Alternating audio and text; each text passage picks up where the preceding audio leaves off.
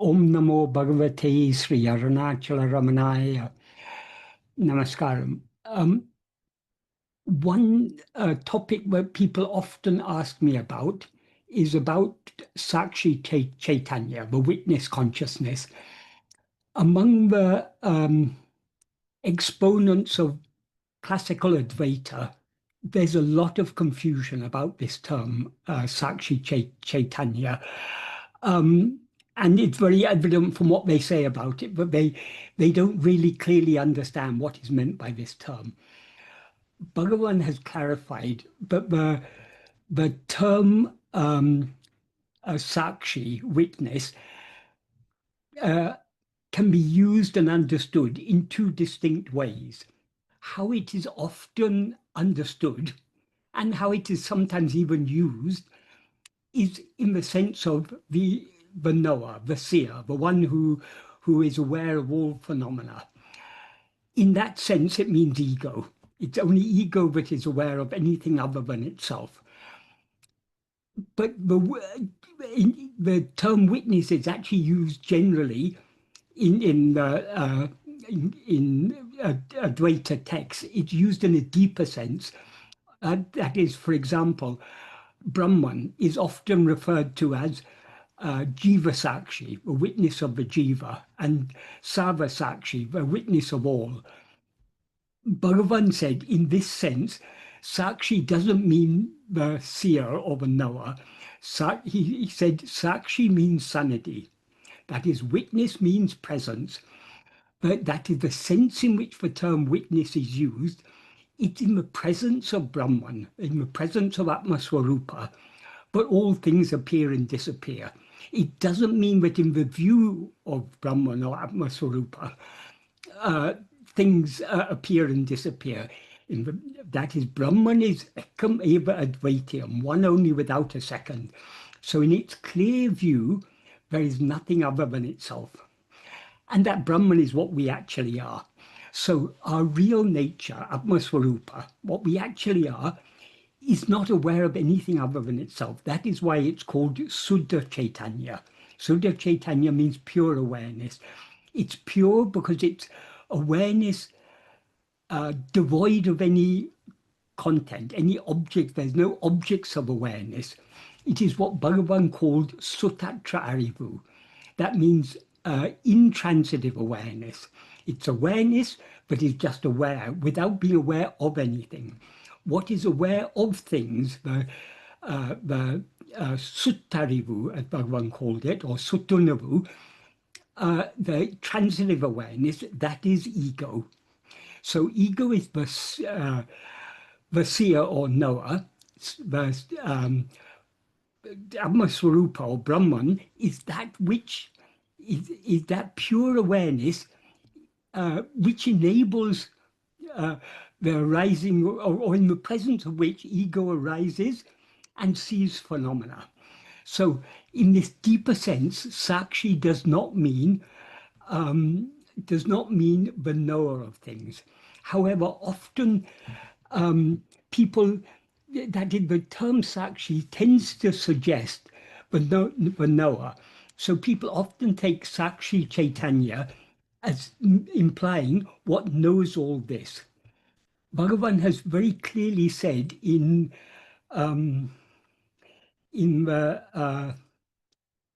verse 98 of Guru Vachaka Kavai, Bhagavan very clearly says that the anyam, that's things other than itself, which consists of chara and achara, that is moving and unmoving things, does not appear except in the view of ego, which is aware of itself as I am this body. He says this very clearly, for example, in verse 4 of Ulurunapadu. He says, Uruvam Tanayin, Ulu Paramatran. If oneself is a form, the world and God will be likewise. When he says if oneself is a form, he means if we rise as ego and thereby identify ourselves as a form, as I am this body, then only do there appear to be other forms, the world and God. And then he goes on to say, if oneself is not a form, who can see their forms and how? That is, Forms seem to exist only because we project and identify ourselves with the form of this body. And that brings all other forms into existence. That's why in verse 26 of Uludunapadu, Bhagavan says, if ahandayon anatmundahum. If ego comes into being, everything comes into being. Ahandayon drel indruanatam. If ego does not exist, everything does not exist. Because everything, all phenomena, exist only in the view of ego. So without ego, there's nothing other than the pure satchit, pure being awareness that we actually are. So the term sakshi, in the sense in which it's used in many texts, is referring to that fundamental pure awareness, satchit, the being awareness, not the awareness of objects. So sakshi does not mean that which knows. Oh, sorry, I was talking about verse 98 of Guruvachya Kukuvai. So what Bhagavan says here is, since the other things, which are either moving or unmoving, do not arise except in the view of ego, which is aware of itself as I am this body. And since other things therefore do not exist at all, he says, ayal videya, videya means vishaya, that is alien vishayas, anything other than ourselves is sunyam, it's non-existent. Since such is the case, calling Atma as kari. Kari is a Tamil word that means the same as sakshi, as witness, is wrong. So why he says it's wrong? Because this term leads to so much confusion. Because as soon as people hear the term sakshi, they imagine that implies the knower. So when Brahman is said to be jiva sakshi, people take it to mean that Brahman knows the jiva. When he said Brahman is sarva-sakshi, the knower of all, the witness of all, they take it to mean Brahman is knowing all. Brahman is not knowing anything other than itself, because what we see as all is what Brahman sees as itself. That is, we see the one as many. That one, Brahman, sees the one itself as the only one.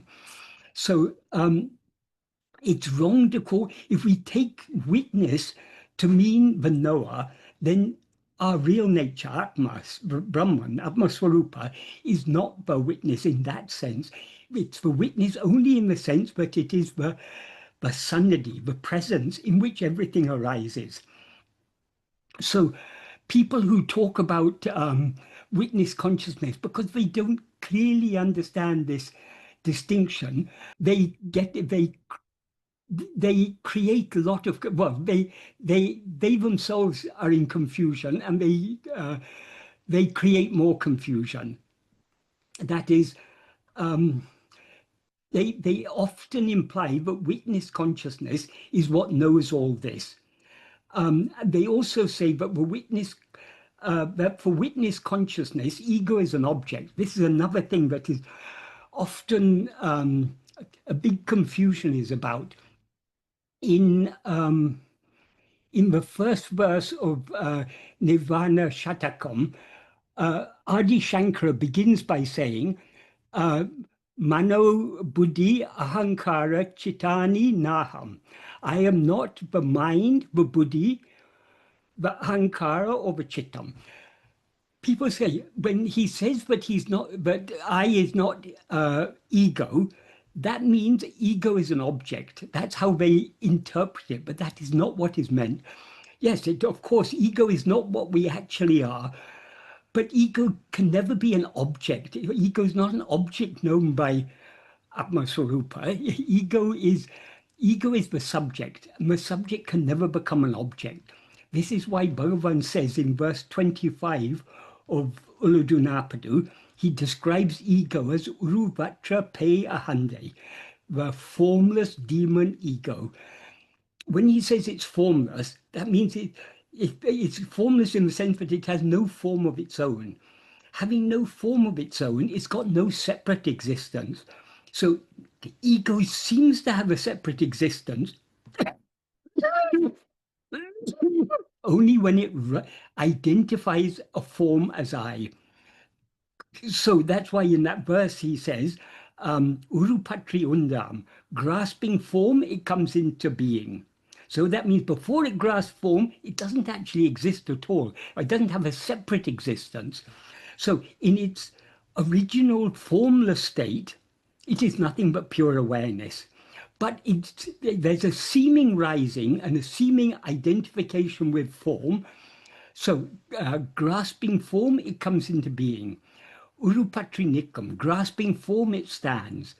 Stands there means it endures. So ego cannot stand for a moment without constantly identifying itself as a body, without constantly experiencing itself as a body. And then he goes on to say, Urupatri undu mika ongum, grasping and feeding on forms, it flourishes abundantly. So attention to forms, to phenomena, to vishayas, is the food on which ego lives. So first it takes this body as I, and then it feeds on other phenomena. Then he says, Uruvittu urupatram, leaving form, it grasps form. So because it cannot stand for a moment without constantly grasping form. And then he says, Tedinal otum pidicum. If seeking, it takes flight. Tedinal, if seeking, means if ego seeks to know its own reality, if it looks at itself to see who am I, if it turns its attention back on itself, if it becomes tanadu abhimukham, facing towards itself alone, then it autum pidicum, it runs away, it takes flight. When he says it takes flight, that's a metaphorical way of saying it subsides and dissolves back into its source.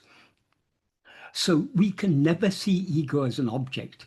No one has ever seen any such thing as ego. We seem to be ego only when we're attending to other things. But if we turn our attention back towards ourselves to see who am I, what we find is not any such thing as ego. If we attend to ourselves keenly enough, we will find that what we actually are is only pure awareness. So just like if we see a rope, mistake it to be a snake, if we look at it carefully enough, we'll see, oh, it's not a snake, it's just a rope. Likewise, if we look at ego keenly enough, if we attend to ego keenly enough, we'll find it's not ego, it's just pure awareness, pure satchit, pure being awareness. That is what we actually are. So why then is this term sakshi used to refer to our real nature? There's a reason for this, but that is, though our real nature is not the seer, not the knower of anything, it is the reality of ego. So by drawing our attention back to, by describing it as witness, but what the sastras intend is that we should turn our attention back to see who is the witness, who is the knower of all these things. When we turn our attention back to the knower, namely ego, ego disappears and the underlying reality, the Suddha Chaitanya, the pure awareness, alone remains. So the term Sakshi Chaitanya is actually referring to the pure awareness, but they use the term Sakshi in order to draw our attention back towards ourself. When our attention is drawn towards ourself, that is the first step in self-investigation. We first need to distinguish ourselves from all other things. That's why in classical Advaita, they have what are called prakriyas, different ways of analyzing our experience in order to draw our attention back to ourselves. So one of the prakriyas is drik drisya viveka, distinguishing the seer from the seen. So anything that is known as an object is something that is seen.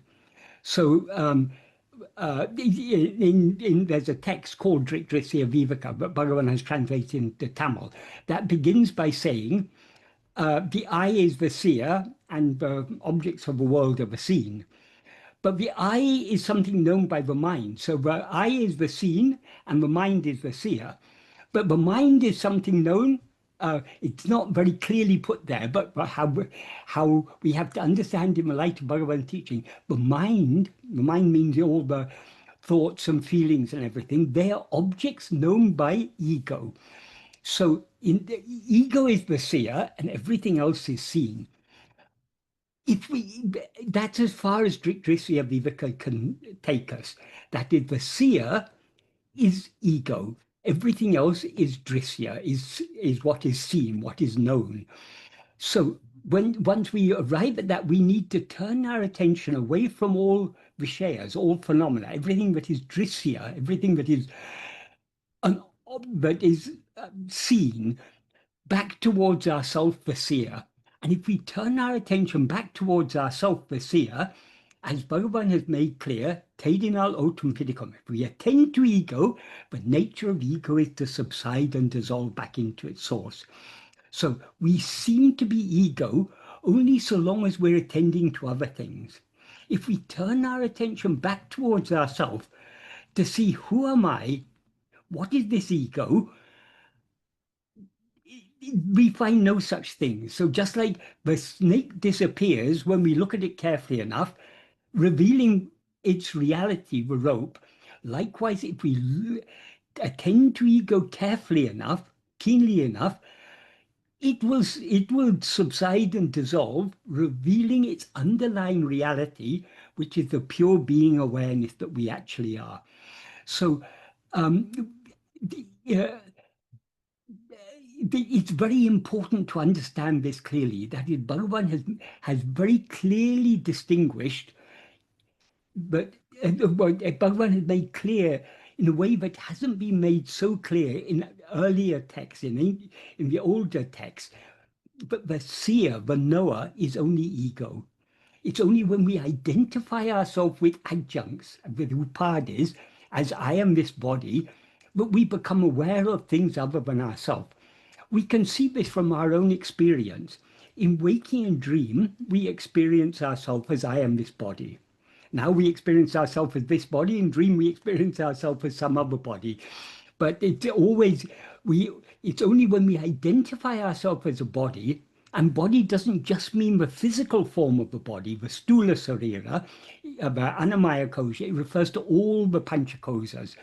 So only when we experience ourselves as this body consisting of 5 sheaths, are we aware of anyam, things other than ourselves. When we do not rise as ego and therefore do not experience ourselves as any upadi, any of these 5 sheaths, we are not aware of anything other than ourselves, as we can clearly see from our experience in sleep. So sleep is a state of pure awareness. In sleep, what exists and shines in sleep is only the pure awareness I am. That same pure awareness I am is existing even now. But in waking and dream, in addition to that fundamental awareness I am, which alone is real, there's the superimposition of all these other things. And that to which all these other things appear is not to the pure awareness, but only to what is intermediate, namely ego. That's why Bhagavan says in verse 24 of Uludunaktu, Jadal Udul Na Ne Nadu, the insentient body, the Jada body, does not say I. When he says it does not say I, that's a metaphorical way of saying it's not aware of itself as I. It's not aware of itself as I because it's not aware at all. That is, all the panchakoshas are all jada. They have no awareness. So it's not the 5 sheaths that are aware of themselves as I. And then he says, Sat Chit Udiyadu. Sat Chit does not rise. But in between, one thing, I, rises as the extent of the body. Since it rises, it's not Sat Chit. And since it is aware of itself as I, it's not the body. So that's why he says in between. It's neither this nor that, but some spurious mixture of the two, but rises between. And then he goes on to say, this is Chit Jadagranti. It's Chit Jadagranti. The Chit element is Satchit, the pure being awareness, I am. The Jada element is the body. But it is neither the body nor is it the pure awareness. It is the not, but is formed when these two become seemingly entangled. Of course, pure awareness is never entangled. It is always untouched by anything. But as ego, we seem to be awareness, but we seem to be entangled with this body. So it's Chit Jadagranti. Bandham, it's bondage. There's no such thing as bondage other than this false awareness, I am this body, which is ego. It's Chit Jadagranti, Bandham, Jivan, it's the Jiva. The Jiva is just this false awareness, I am this body. Nupame, the subtle body. Here he uses the word subtle body in a different sense to the sense in which it's often used. Often the term subtle body refers to three of the five Shis, the pranamaya kosha, manomaya kosha, and vijnanamaya kosha. But when he says ego is subtle body, he's not referring to those koshas. So it's in a different sense the term subtle, because the term subtle body is used in different sense in different contexts. For example, it's often said when the stula sarira, the ghost body dies, the subtle body transmigrates, goes on to take a new birth. But their subtle body doesn't mean these three of the five koshas. The subtle body in that context means ego. That false awareness that arises as I am this body, but that which is always aware of itself as I am this body. So it's Chit Jadagranti, bandham, bondage, jivan, jiva, the soul, nupame, the subtle body, ahande, ego, ichamsaram, this samsara. That is, there's no such thing as samsara other than this ego. It's only when we rise as ego that we undergo this unceasing cycle of birth and death. This samsara and manam, mind. It's mind. Mind in the sense of we always have to be careful with the term mind because we use the term mind to refer to thoughts, feelings, all these things which are objects known by us. We also use mind to refer to a knower of these things. So mind is often used in the sense of ego. So in that sense, it is mind. So in this verse, he makes it clear, ego is it's neither the body nor is it Satchit, but something arises in between. However, many exponents of classical Advaita, not understanding these things clearly, many of them haven't had the good fortune to study Bhagavan's teachings clearly, and Bhagavan has come to clarify many things that there was confusion about earlier. So many exponents of classical Advaita, if they ask, if the witness consciousness is what knows all this, how can it be pure awareness? Because you can't say pure awareness knows all this, because if it knows all this, then it's not pure awareness. It's awareness mixed with phenomena. So sometimes they say, but Sakshi Chaitanya is neither the Suddha Chaitanya nor is it ego, it's something in between. But there's no thing in between ego and the pure awareness. That is, it's just like there's nothing in between the snake and the rope. The snake is nothing but the rope, but it's the rope misperceived as something else, misperceived as a snake.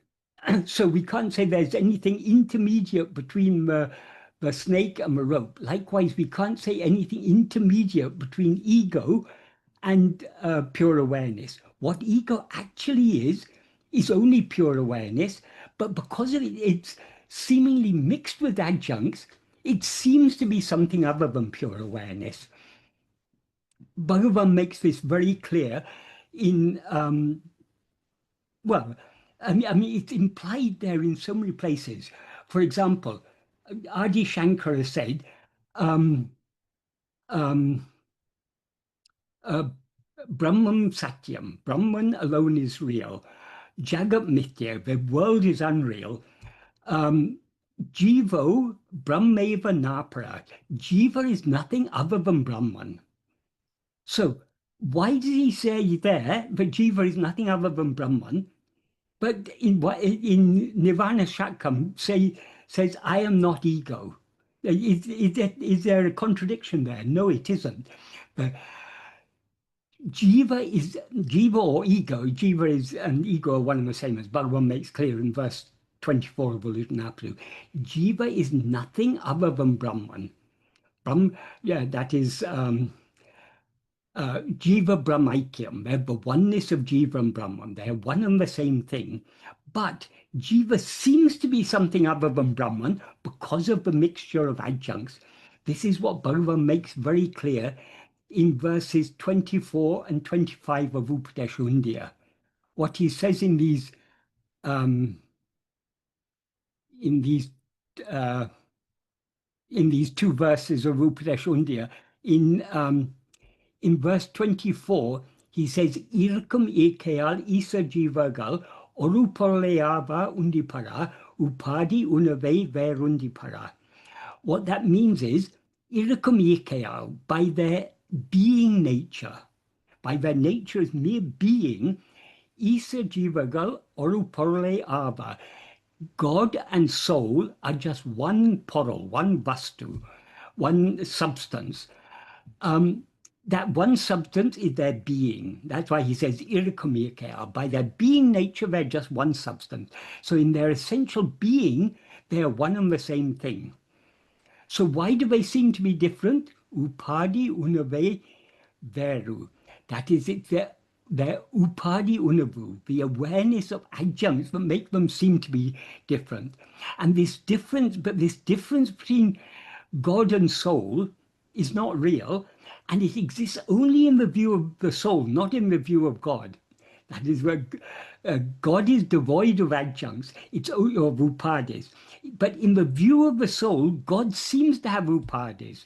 So as a jiva, we feel we are limited, we have this finite body, we were born and we're going to die, and all these limitations we've imposed upon ourselves. Whereas we think of God as something great. So as a soul, we have limited power, we have limited knowledge, we have limited happiness, whereas God has unlimited power, unlimited knowledge, unlimited happiness. So, but all these things, it's our view of God. So from the perspective of ego, God seems to be something different. God is much greater than us. We are tiny finite creatures. God is that infinite whole. But actually, there's no such difference. It's only that we see God as different from ourselves because we see ourselves as one set of adjuncts, and therefore we conceive of God as another set of adjuncts. As Bhagavan says in verse 4 of Ulladu that I was referring to earlier, if oneself is a form, the world and God will be likewise. That is, we cannot conceive of God as formless. We cannot know the formless nature of God. We can have an idea God is formless, but we cannot experience that formless nature of God so long as we experience ourselves as a form. That's why Bhagavan says in Arunachashtakam, but trying to meditate on God as formless is like wandering all over the world, trying to see the sky. Wherever you wander, the sky always seems to be far away. So like that, we cannot meditate on God as formless so long as we take ourselves to be a form. If we want to meditate on God as formless, we need to meditate on ourselves. By meditating on ourselves, we thereby dissolve back into our formless nature, and then we experience God as ourself. That is what he goes on to imply in verse 25 of Upadeshundya when he says, Upadi, sorry, Tanne Upadi Vittu Ovadu, Tan, Isan Tanne Unavadam Undipara, Tanai Olivadal Undipara. That means knowing oneself without adjuncts, or leaving aside adjuncts. Vittu literally means leaving, but it implies without. Knowing oneself without adjuncts is itself knowing God. Why? Because uh, uh, um, Tanai Olivadal, because of shining as oneself. That implies because God is what shines as ourself. God is what we actually are. Our, our very being is God. So if we know ourselves without adjuncts, that itself is knowing God. So we can know God, we can know the ultimate reality only by turning our attention back on ourselves. As I said when I began to talk about this witness consciousness, this is a subject because there's a lot of confusion. That is, people are confused, and even those who explain the Advaita Sastras, often they are very confused about this. So this is something I'm often asked about. But when I point out that Bhagavan made clear that that Brahman or Atma-svarūpa is not witness in the sense of the knower. It's only witness in the sense of presence. Some people, or one person once asked me, then why did Sadhu Om sing in one of his verses, that is one of his songs is Dhyana Patu. And in one of the verses of that, he sings, Ennum Mariam Sakshiyai Irevon Unnul Irikera. Ennum Oinda Idatele Irevon Vandu Tondruva. What that literally means is, Ennum Ariam Sakshiyai Irevon Unnul Irikera. God exists within you as the witness of your thoughts. Where all thoughts subside, there God shines forth. There God comes and appears outwardly. So the people say, then why does Sadhu Om say there that God is the witness of our thoughts? That is for the same reason that it is said in many sastras that God or Brahman is described as the witness. It's not to be, we shouldn't, sometimes certain explanations have to be given, though the explanations are not entirely true, they're pointing us in the right direction. So if we are told that God is existing within us as the witness of our thoughts, if we want to know God, where do we have to turn our attention? Back within, to look at ourselves, to the one who is aware of the thoughts. And then when we look at ourselves, ego subsides and the underlying reality, which is Irevan, God, shines forth. So this is for the same reason, as they say in the Sastras, this term Sakshi is used. Though it doesn't literally mean, it's not intended to mean that God is literally the seer, but then why do they use this term, Sakshi, which implies a seer? They use it in order to turn our attention back towards ourself, the seer. In the same way, for example, in Gita, Krishna says in verse 1 of chapter 13, he talks about the kshetra and the kshetrajna. The kshetra, he says, is the body. But kshetra literally means field, but in this context, he's referring to the body. And the kshetrajna is the knower of the field. So in the first verse, kshetrajna is referring to us as jiva, as ego. But then in the next verse, verse 2, he says, I am also the knower, I'm also the kshetrajna in every kshetra. So he's saying as if he is the knower within everybody. Just like Sadhu Om says, Ennamariam Sakshiyai, Irevon Unnalirikarai. As the knower of your, as the witness who knows your thoughts, God exists within every jiva. So, but the reason it is said that, it doesn't, the intention behind why Krishna said that, his intention is not to say that literally God is witnessing the body, that God is aware of the body, uh, or that he is aware. He says, I am also the Kshetrajna. He is the Kshetrajna in the sense that he is the underlying reality of the jiva, which is the knower of the body. So if we turn our attention back within to see who is this Kshetrajna, who is the knower of this body, the ego will subside, the knower will subside, the Kshetrajna will subside, and the underlying reality will reveal itself. That is Krishna, that is Brahman, that is Bhagavan, that is what we actually are. Um, so I hope this explanation is helpful because, as I say, many people are confused when they come across this term um, Sakshi Chaitanya, what is actually meant. To put it in brief, Sakshi Chaitanya essentially means just the pure awareness that we actually are. It is not intended to mean literally that pure awareness knows all this, but it's the underlying reality of ego, which is the knower of all these things. Just like another example, in the Upanishads, it is said, Sarvam Kalvidam Brahman. All this is Brahman. But Bhagavan has said in verse 26 of Ullajunapadu, which I referred to earlier, I'll read. He begins by saying, Ahandayundayin and Atmundahum. If ego comes into existence, everything comes into existence. Ahandayundrail Indruanatam. If ego doesn't exist, everything doesn't exist. Ahandaya Yavamam. Ego itself is everything. So if we read it superficially and say, we can say, oh, is Bhagavan contradicting what's said in the Upanishads? Upanishads have said Brahman is everything, but Bhagavan says ego is everything. Is there a contradiction? No. That is the immediate substance of all things is ego. The ultimate substance of all things, including ego, is Brahman.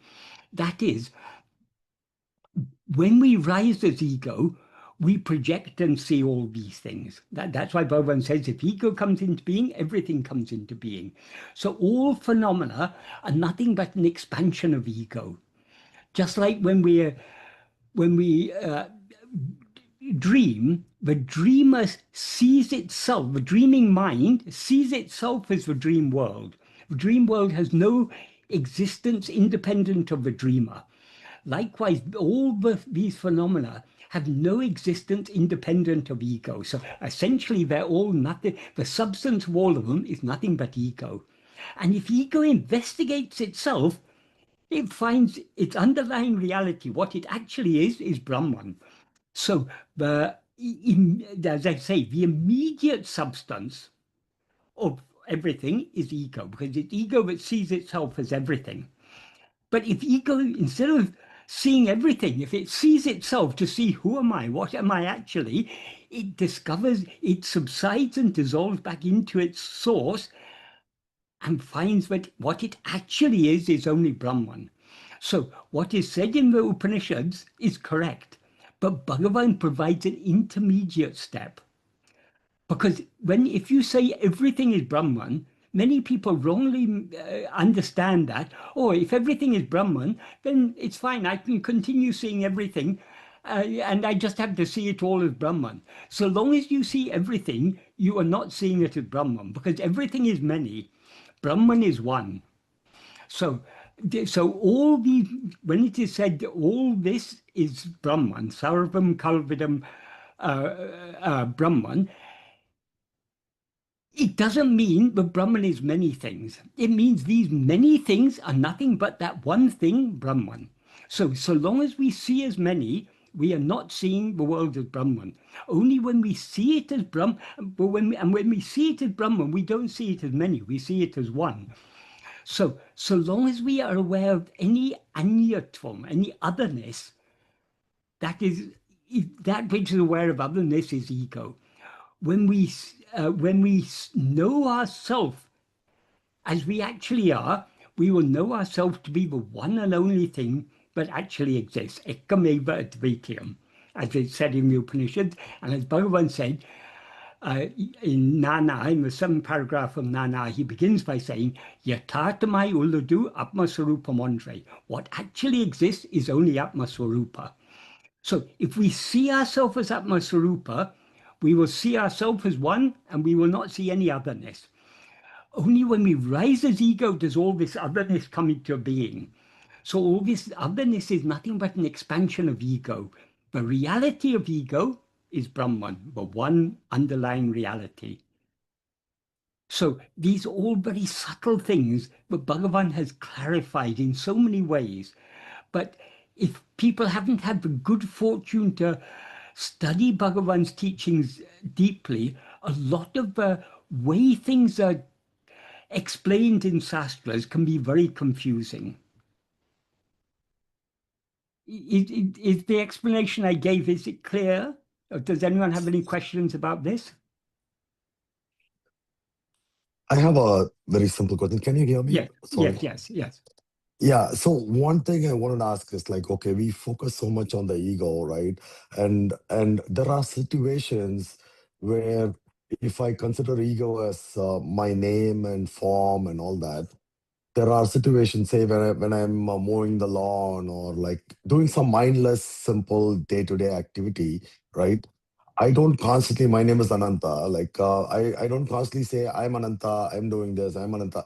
So the things happen later on. Let's say my wife comes and says, hey, who did the lawn? I'll say, yeah, me, Ananta did it.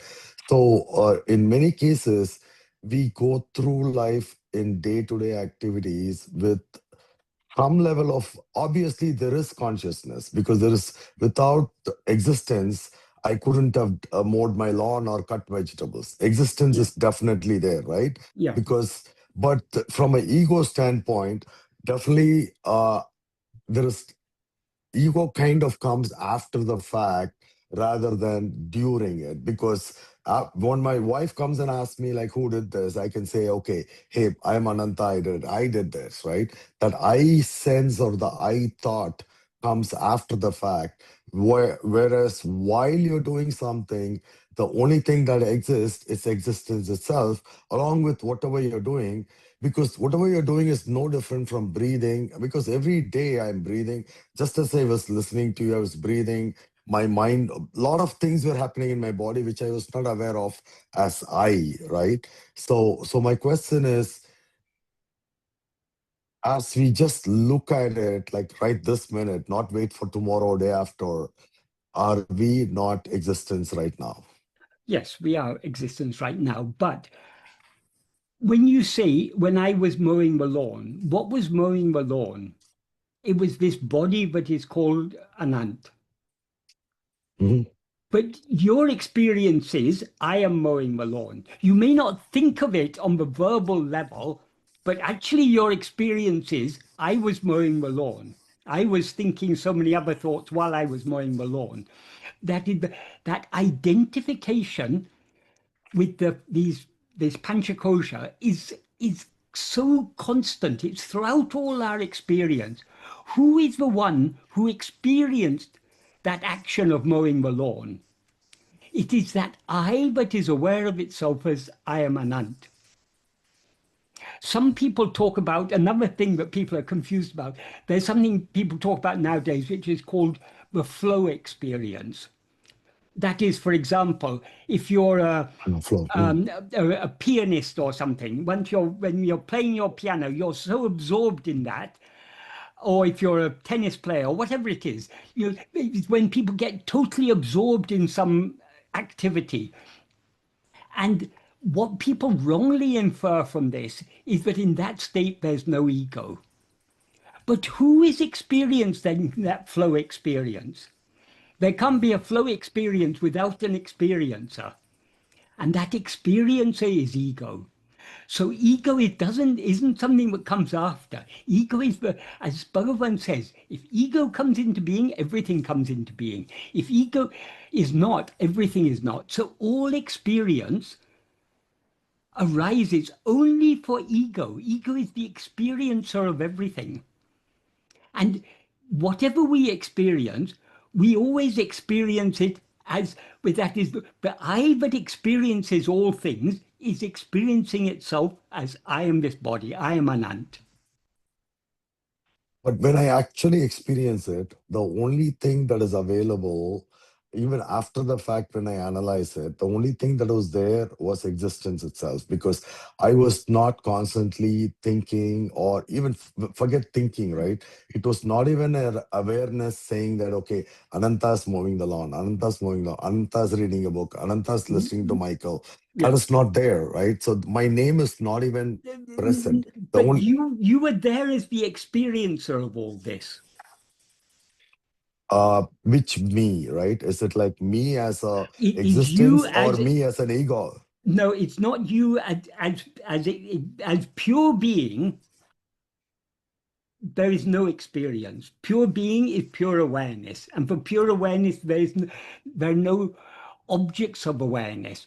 When we're aware of anything other than ourselves, when we're aware of any type of any experience other than the fundamental experience of our own being, I am, which is Sat Chit, other than, if we experience anything more than Sat Chit, there is an experiencer and something that is experienced. All experiences appear and disappear. To whom do they appear and disappear? Doesn't it appear and disappear within the existence itself? No.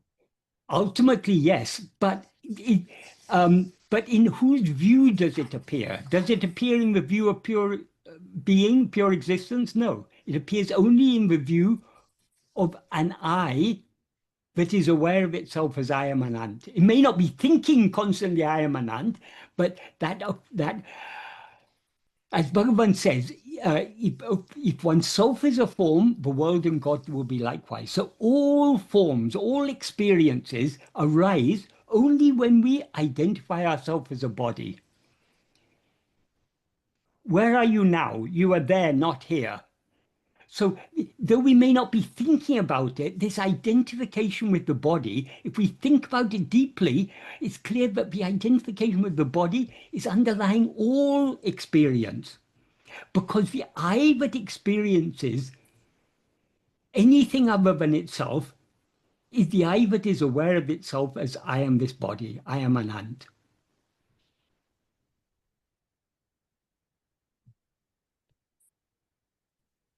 That is, this is actually, you're touching upon a very important point. We go through our life experiencing so many things, but our attention is so much on the experience, but we overlook the constant presence of the experiencer.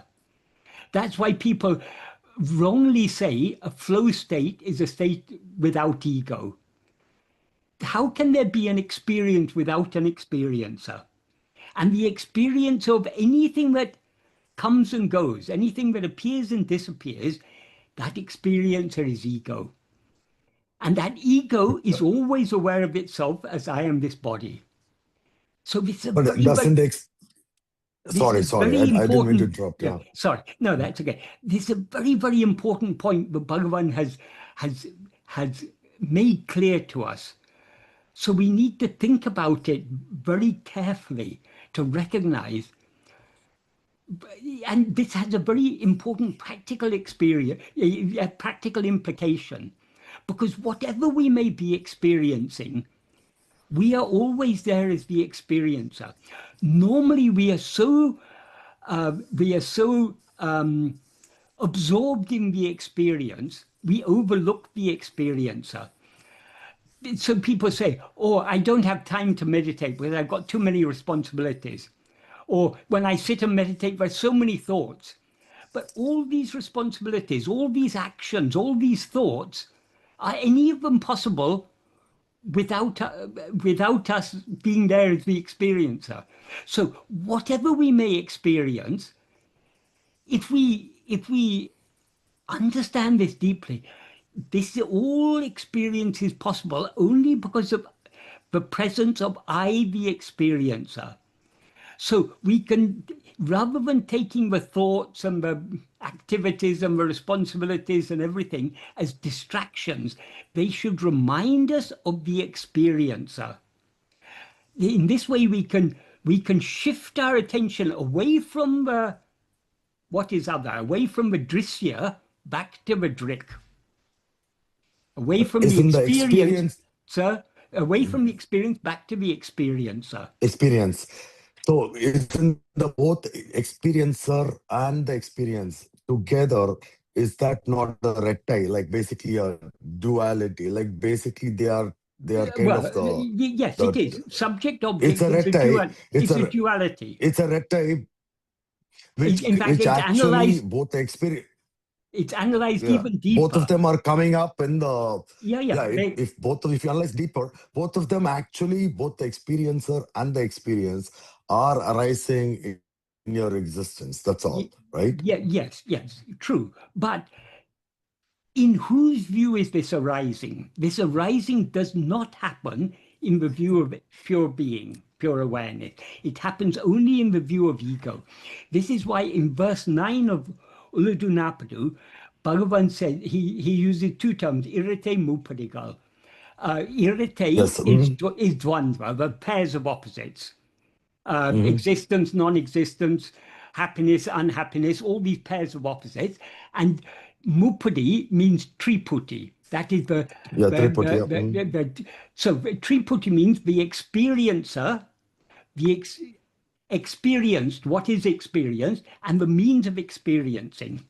Yes. So, for example, now I know you. How do I know you? I know you because I see you on the screen and I hear your voice. So Yes, I see. I am the experiencer. You are what I'm experiencing, and the means by which I experience you is through Yep. by means of hearing and by means. So Yep. the the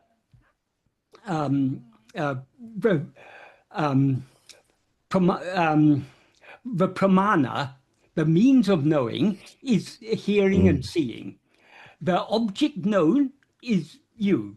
The knower is me, and for you it's vice versa. I am for I you. know. I'm the object known, and you.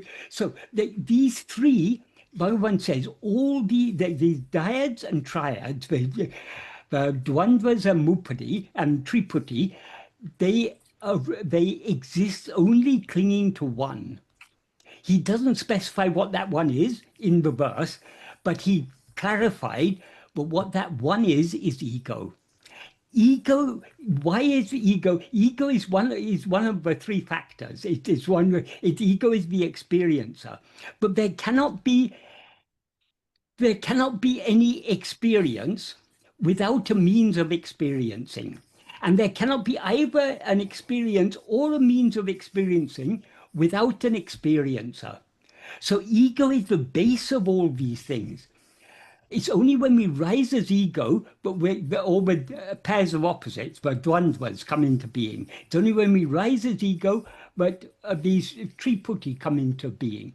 So he then says, if one investigates within the mind what that one thing is, they all drop off. Why do they drop off? Because when we investigate ego, ego subsides and dissolves back into its Exactly. source. And without ego, there are no dyads and triads. There are no dvandvas or triputi. So ego is the base, the foundation of all. The ego is the adhara, the base on which all experience. That's why he constantly says ego is the root. But it's not there though. Ego is totally not. See, if I go keep looking in my mind, Ego is I not cannot there find if Ananta. ego is not there if you investigate it, you'll find there's no such thing. But so long as you're attending, so long as you're aware of anything other than yourself, that which is aware of those other things, that is ego. Okay. No, that makes sense. But the thing is, like, because when I was born, I was not Ananta. Like, there was some time period before my dad and mom called me Ananta, right? So we But don't come with you labels. were still no. We don't. The name the name may have been given later, but you were. There cannot be any experience without an experiencer. So even in that like some psychologists say, ego doesn't develop till a child is so many months old or something. They are not, they don't understand what ego actually is. Ego is the experiencer. There cannot be any Okay. experience without an experiencer. So when we are born, we feel hungry. We cry out for mother's milk. So there is, so there's hunger is what? It's a desire. For whom is that desire? For whom is that hunger? For whom is all this experience? Later, everything sort of gets solidified. We find that this form seems to be ourself. It has a name, and we identify with that name, and everything develops. But ego is there from the beginning. There cannot be any experience without ego, because ego is the experiencer of everything.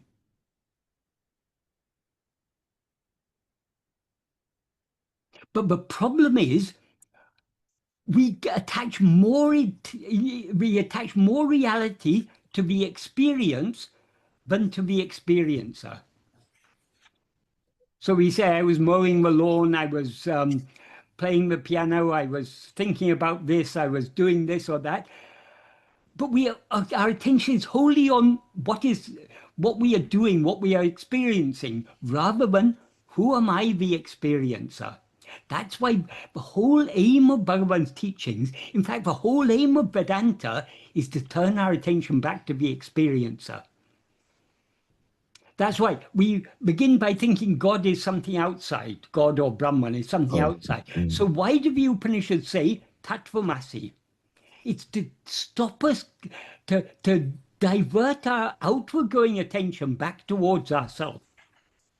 So the whole aim of Vedanta, the ultimate aim of Vedanta, is to turn our attention back to ourselves. Because the natural flow of the mind is to go outwards. So because we're constantly going outwards, we are experiencing so many things, suffering, experiencing pleasures and pains and all these things.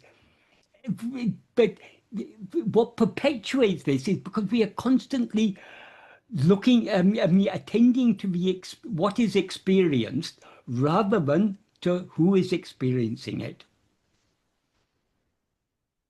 Thank you, Michael. And I think you clearly explained it. And also I kind of feel that even as an experience, as I'm listening to you, I am experiencing your words, right?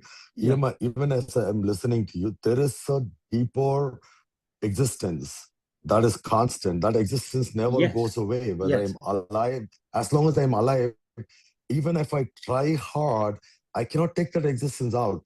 So Right. I cannot become a person who's only experiencing Michael without the inner existence. There is an Right. existence that is constant, Right. whether Right. I'm alive, I'm sleeping or awake every time. And I cannot, even if I try very hard, I cannot take that existence out Yes. of me and Right. make it only like, okay, this is Ananta listening to Michael, and that's all there is. There is no existence behind it. There's no such thing. There has to be an existence behind There it, has to, right? and that existence is nothing but awareness. Sat is Exactly. chit. And No, that then is great. another That is great. important thing is that is, I talked about Drisya Viveka. That is one Mhm, type of prakriya. But another important prakriya to come along with this is the analysis of the three states.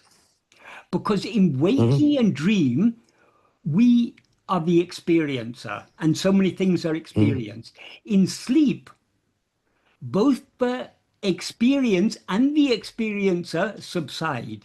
And what remains in sleep is just the yes, pure awareness of existence. being. So Satchit alone remains. So that is why that's why Shankara says in the beginning of Nirvana Shatkam, I am not this Mhm, mind, this buddhi, this ego, this chittam. Why? Because ego, though ego is nothing other than Brahman, nothing other than what we actually are, because of its being mixed and conflated with adjuncts, it has it seems to be something different from what we actually are. So ego comes into being in waking and dream. It ceases to be in sleep. But though ego Absolutely. ceases to be, we don't cease to be. Our existence, our being continues. And as I say, our being and our awareness are one and the same. So that awareness is continuing throughout. Yes, that's very nice, Michael, because I think when you say Drigdrishya, I think it's been a while since I read that. It's like, I think verse 8, it talks about the connection between ego and Chidabhasa is natural, Yeah, yeah. but the connection between ego and consciousness is just ignorance, right? Well, So basically, ego, yeah, there is no connection between ego and actual yeah. consciousness. But Bhagavan has made it clear, Chidabhasa is nothing but ego.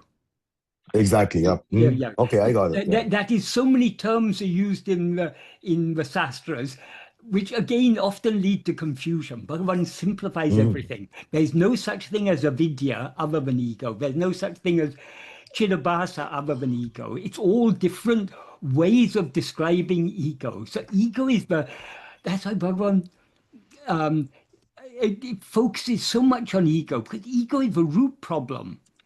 All we need to do is to cut this root and all the problems are solved. Thank you, Michael. I think this is very good Mm, discussion explanation, right? mm. But I still feel like it's very important to also know that ego cannot exist without existence Oh, itself, no, right? no, obviously not, obviously not. That is very clear. The fact that we exist in the absence of ego in sleep. That's why Bhagavan says in Exactly. verse 20, 21 of Upadesha Undiyar, this referring to, in the previous verse, he said, when ego dies, what shines forth is Yes, the paramapurna sat, the infinite being. That is always the true import of the word I. He says, yes. Nanenam sotporul amadu nalame namadim nanatra tu kutumundi pra namadim may tu namadim may Nikatal. namadim may nikatalundi para. Yes. So he said that, meaning that pure being awareness that we actually are, that is always the true import of the word I, because of the absence of our non-existence in sleep, which is devoid of I. When he says sleep is devoid of I, there I means ego. So though there's no ego in sleep, we continue to exist there. Yes. Thank So you, Michael. This is we are very, the very nice. real Yeah. import of the word I. Yes. Thank you. Right. Thank you, Michael. I just wanted to point out one more verse which summarizes everything that we discussed, right? Like witness consciousness, also Anand's question and everything, Mm. which is Jnanamam Tane Mei, Nanavam Jnanam Agyanamam. Even Exactly. that multiplicity is nothing other than oneself. That is, Exactly. everything is, it Yeah. clarifies everything, whatever we That discussed. is for those who are unfamiliar, that is verse 13 of Ulladu. Bhagavan says, Jnanamam Tane Me. Oneself who is jnana, well, pure awareness, alone is real. That alone is what actually exists. When he says real, he means what actually exists. Nanavam jnanam ajnanamam, the awareness of multiplicity. Or in an earlier version of a verse, he said, Nana Vaikankrindranyanam, the awareness that sees as many. So what actually exists is only ourself, the pure awareness. But the awareness that sees that one as many is ajnanam, it's ignorance. But even that ignorance, which is unreal, does not exist independent of oneself, who is jnana, who is real. Just like there are many gold ornaments, they're all unreal, but they do not exist independent of their substance, the gold.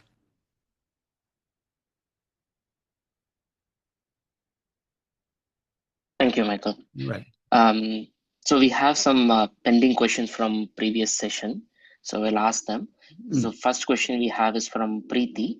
Could you please tell me how Bhagavan might have answered the question of what is the correct way to act in the world, and how to know what is the right way to be a good person, with the understanding that we should attend only to our I am? How does the effort of being a good person relate to Bhagavan's teachings? Okay. 2 points here. Firstly, the aim of Bhagavan's teachings is not to be a good person.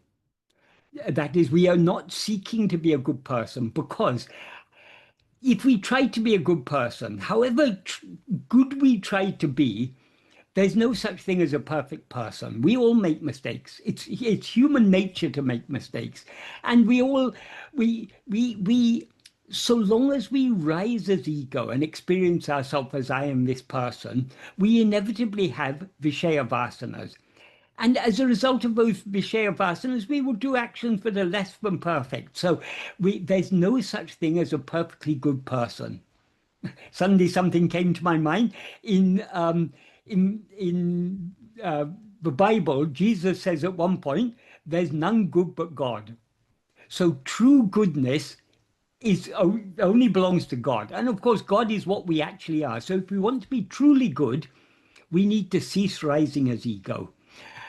However, if we follow Bhagavan's path, to the extent to which we follow his path, our Vishaya vasanas will lose their strength, and the Sat vasana, the inclination just to subside and be, will increase in strength. So we will naturally become better people by following Bhagavan's path. But that is not the aim of Bhagavan's teaching, because our aim is to give up this false identification, I am a person. So we shouldn't take being a good person to be our aim.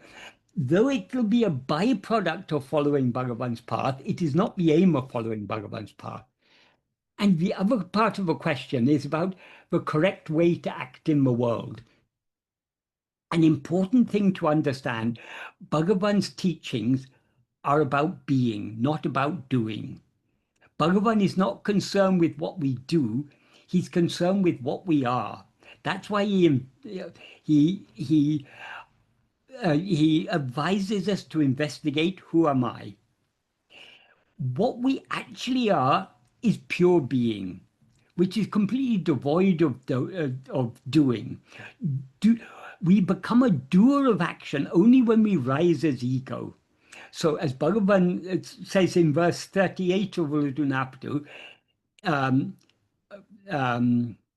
Mudal Nam Ayin, Vile Payan Tuipom. If we are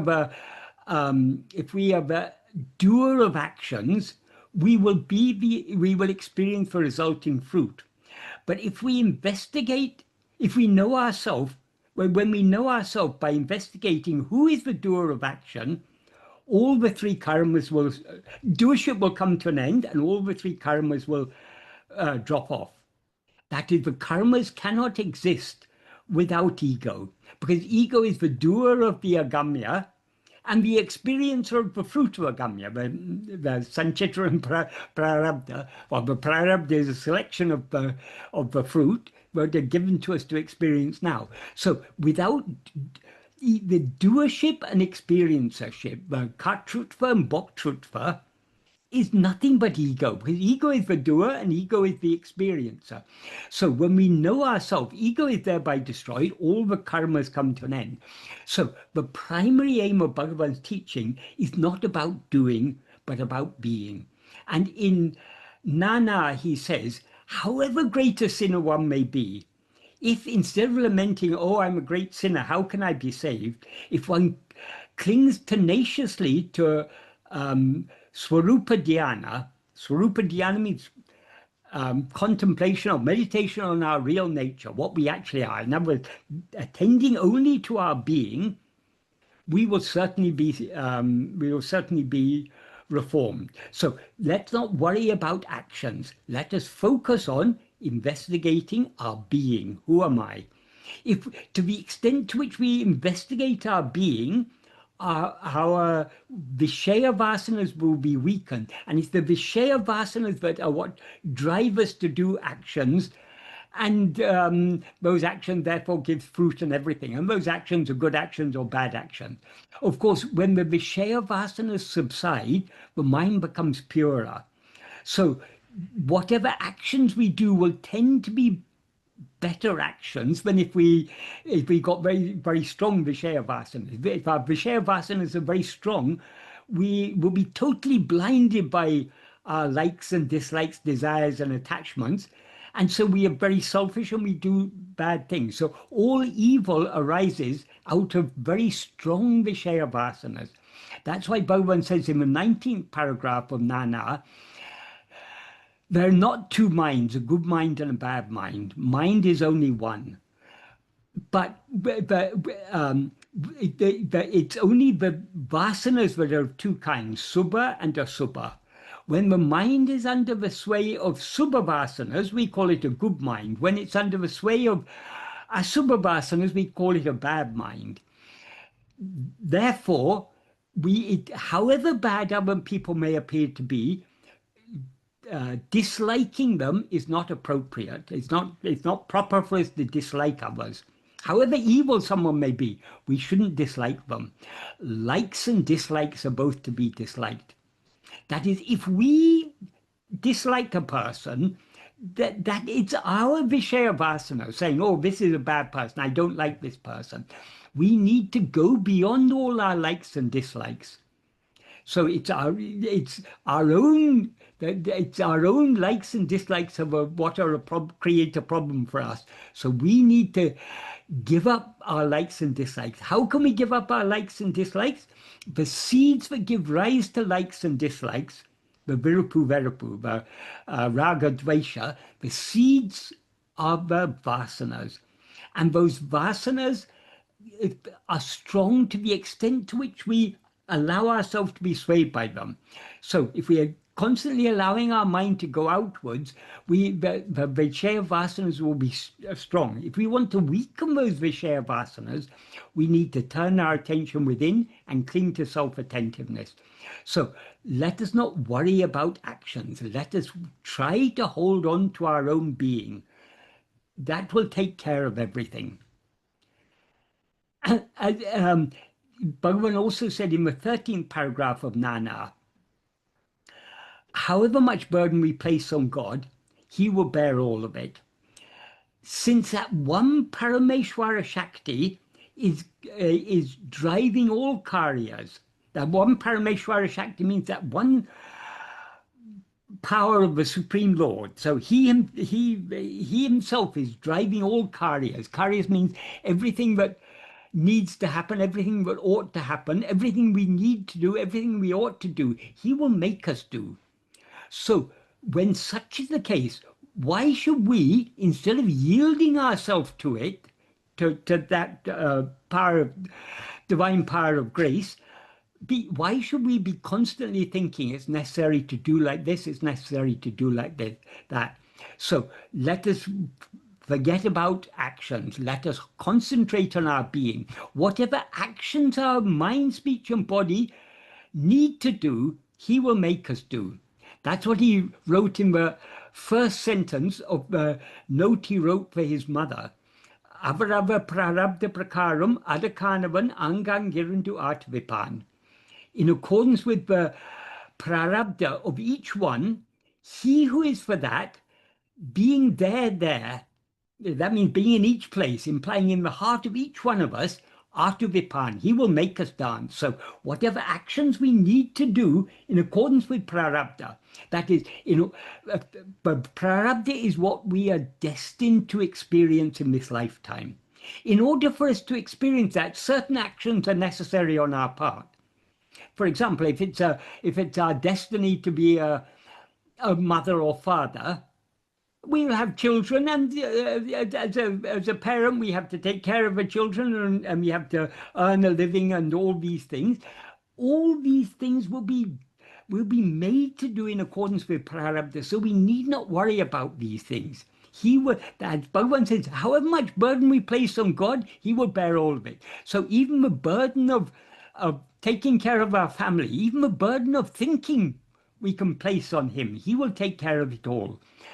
So our responsibility is just to subside, surrender completely to him. Then he gives that beautiful analogy of the passenger on the train. When we're traveling on a train, we know the train is carrying all the burden. Why should we suffer carrying our little luggage on our head? Why shouldn't we put our luggage aside and travel comfortably at ease? So if we, surrender is the best thing. Surrender is the most pleasant path, because we are leaving all the burden to him. Instead of taking the burden on our head, we're giving the burden to him. But though surrender is the most pleasant path, people think, oh, it's very easy. I just say I surrender and I can go on doing whatever I want. No, so long as we're rising to do anything we want, we haven't surrendered to him. Surrender means completely subsiding within. That's why in the first sentence of that 13th paragraph, he says, Anma chintane tavira, vera chintane kalambarvitku satram idum kadamal, Atmanishta paranai iripade, tanne isanaku alibadam. That means being Atmanishta param, being one who is firmly established as oneself, being as we actually are, how to be as we actually are. That he is what he says, that's what he implies in the first clause, giving not even the slightest room to the rising of any thought other than Atma-chintana. Atma-chintana literally means thought of oneself. In other words, it implies being self-attentive. So we need to be so keenly self-attentive that we thereby give no room for the rising of any other thoughts. When we are so keenly self-attentive that we give no room to rising of any other thought, we thereby subside back into our being and remain as Atmanishta Param. And that alone is Tanne Isanu Kvalipadam, giving ourselves to God. So to surrender, that is that we can truly surrender to God. We can surrender completely to God only by clinging firmly to Atma-chintana, self-attentiveness. To the extent to which we attend to ourselves, we as ego thereby subside. And to the extent we subside, to that extent we are surrendered. So let's not worry about the actions. Let us focus on clinging to self-attentiveness and thereby surrendering ourselves completely to Bhagavan. He will take care of everything else. Thank you so much, Michael. Right. Well, all thanks to Bhagavan, because who else has given us such beautiful, beautiful teachings as Bhagavan? Absolutely agreed. Yes. We can search all the ancient scriptures. We can't find anywhere such simple, deep, profound, and beautiful teachings that Bhagavan has given us, which answer all the questions, whatever questions we may have. We can find the answer to all of them in Bhagavan's teachings. Michael, Yes. everything is so true, and I think I have asked this question some time before, and I have got the same answer, and it felt that is the best. Yeah, surrender is the best way to live in life. Yeah. But sometimes, I mean, recently I have this question in mind as to how to understand the difference between whether we are surrendering to God's will or we are surrendering to our own mind. If we are surrendering to our own mind, that means surrendering to our Vishaya Vasanas. If we are allowing our mind to go outwards to experience things other than ourselves, we are surrendering to our Vishaya Vasanas. If we cling to self-attentiveness and thereby subside back into our being, we are surrendering to Bhagavan's will. Bhagavan wants only one thing for us. He wants us to be happy. And happiness doesn't lie in experiencing Vishayas. Happiness lies only in subsiding back into our being. Because what we actually are is infinite happiness. So if we want to do something to please Bhagavan, we need to hold on to self-attentiveness and subside back within. That's why he says in verse 29 of Upadeshundya, Bandhavidatra parasukum Bandhavidatra parasukum Parakum Utrava Indane Nitral Undipara Irepani Nitralam Undipara. How to be of real service to God. In all bhakti traditions, they talk about being serving God, being of service to God. How to be, that's what Irepani means, being in service of God. Irepani Nitral means remaining in the service of God. So how to be truly in the service of God, all God wants is for us to be happy. So if we remain firmly in that state of supreme bliss, which is beyond the duality of bondage and liberation, in other words, if we remain as we actually are, that is true service to God, because that's what is Bhagavan's will? Bhagavan's will is that we should be happy, because happiness is our real nature. He doesn't want any. That's why Bhagavan doesn't always give us what we want. Because if he gives us what he wants, it's going to create more trouble for us. So often it may seem that God is if we pray to God for this or that, sometimes God doesn't answer our prayers. Why is that? Because he knows what is good for us. So the only thing he wants is for us to subside and be happy. So if we want to surrender to his will, we need to hold on to self-attentiveness and thereby subside back within. Is that a clear answer? Yes, Michael. It's Thank you. Now, it's very, very clear the difference between surrendering to our will and surrendering to his will. Our will take us outwards. His will take us back within. yes. Now we have to understand ourselves by staying in self-attentiveness, so we can clearly differentiate between our Vishaya vasanas. Yes. And Vishaya vasanas are the inclination to attend to Vishayas, inclination to attend to anything other than ourselves. Whereas Satvasana is the inclination to attend to our own being, and thereby to be as we actually are.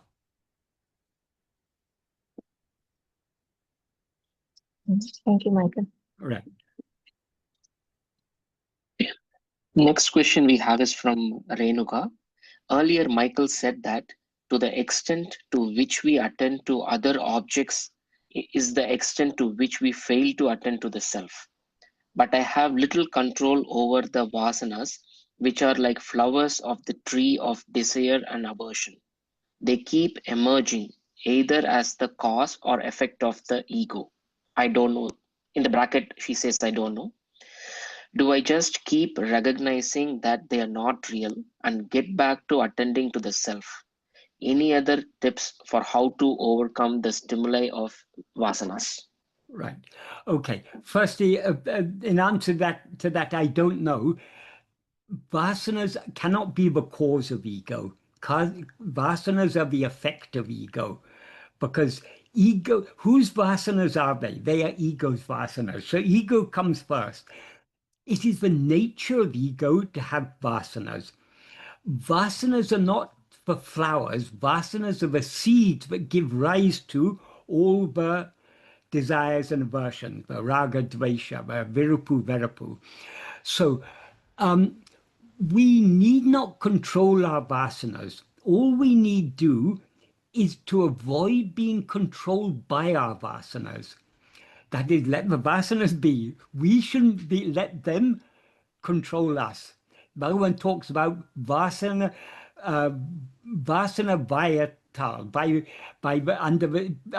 the sway of vasanas, by being under the vasam, the control of the vasana. That is the problem. So how can we avoid being controlled by the vasanas? that is, we shouldn't be controlled by the Vishaya vasanas. We should surrender to the Satvasana. We should allow the Satvasana to control us. The Satvasana is the inclination to hold on to our being. So,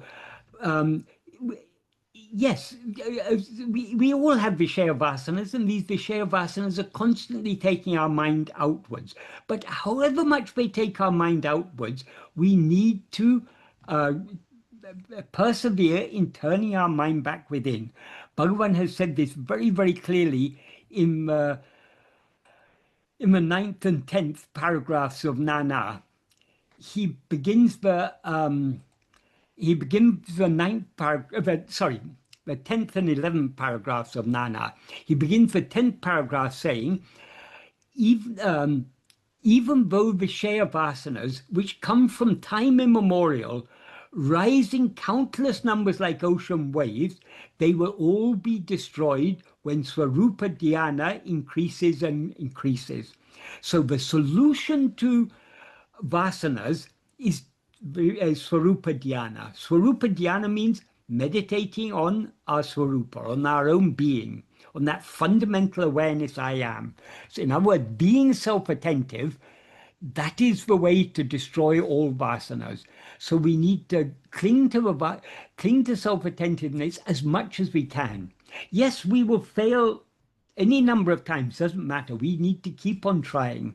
Succeeding is not what's important. Trying is important, because if we're trying to hold on to self-attentiveness, that shows our willingness. That shows our love to subside and surrender ourselves. So as Bhagavan said, bhakti is the mother of jnana. That love is the key to success.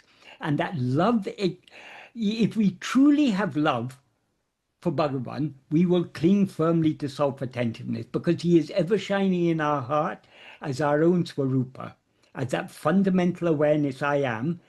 That is Bhagavan. That is not only our svarūpa, not only Atma-vichara, it's also Ramana svarūpa. It's Bhagavan's true form is that which is shining in our heart as I. So we need to, with great love for him, we need to try more and more to hold on to self-attentiveness. And he then goes on to say, without giving room even to the doubting thought, so many vasanas ceasing or being dissolved, is it possible to remain only a svarūpa? So rather than doubting that, it is necessary to cling tenaciously to self-attentiveness. In Tamil, he says it very, very strongly. Svarūpa dhyanate vida pidiyai pidika vendam. Vida means unleavingly. Pidiyai means holdingly. So holding, unleavingly, holding.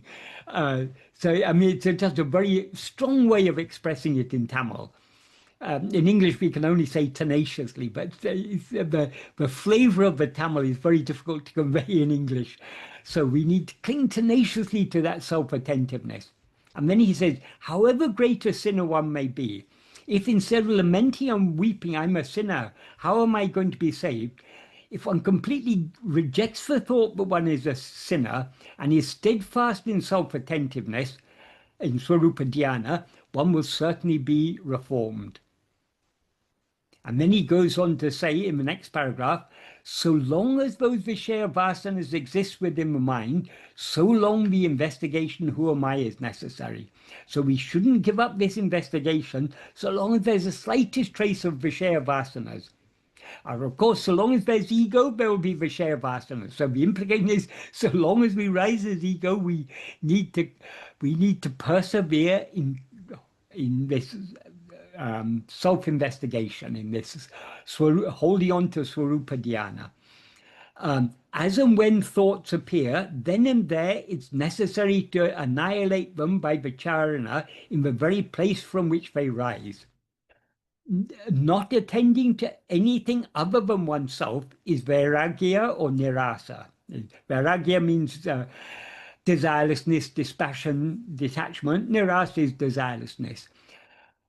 Not leaving oneself or letting go of oneself is jnana. In truth, these two are one and the same. So how to avoid attending to other things? Only by holding on to ourselves is the implication. And that is true, that is bhakti, that is vairagya, that nirasa, whatever we want to call it.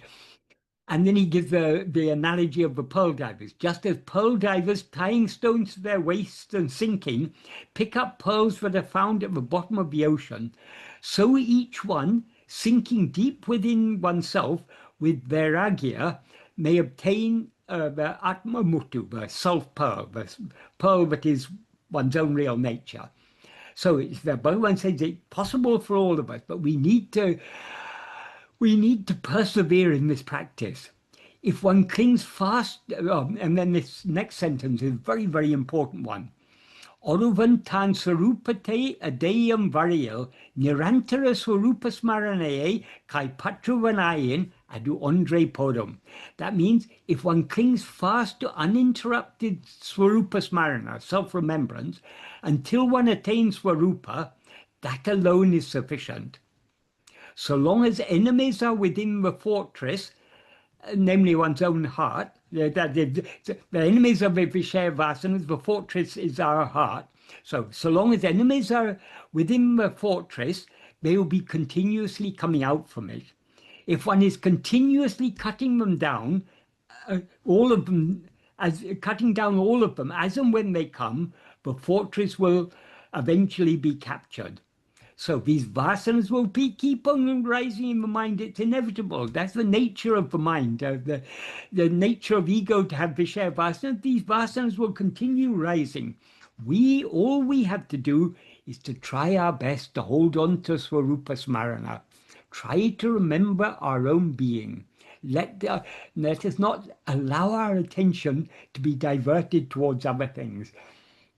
Of course, as I say, we'll all fail in this, but the only way to succeed is to persevere. The very fact that we are failing in our efforts to attend to ourselves means that we're at least trying. And so long as we're trying, we're going in the right direction. Bhagavan, if we try our best, Bhagavan will take care of everything else. So let's not worry about the vasanas or anything. Yes, we'll keep on getting pulled outside by, we keep on succumbing to them. We keep on yielding to the sway of vasanas, but we just need to keep on trying. However many times our attention goes outwards, we need to bring it back and turn our attention back to ourselves, the one to whom all other things appear. Is that a clear answer, Renuka, if you're here? Yes, Michael, thank you so much. Right. Very helpful. Right. Thank you, Michael. We're all in the same boat. The share vasana is a problem for all of us. So the problem will continue until by Bhagavan's grace, we finally surrender ourselves completely to him. But in order to surrender ourselves, we need to persevere in trying to be self-attentive as much as we can.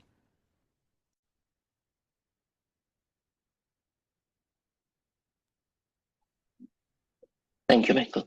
Yeah. Next is a question from Vignesh. Vignesh, please go ahead with your question.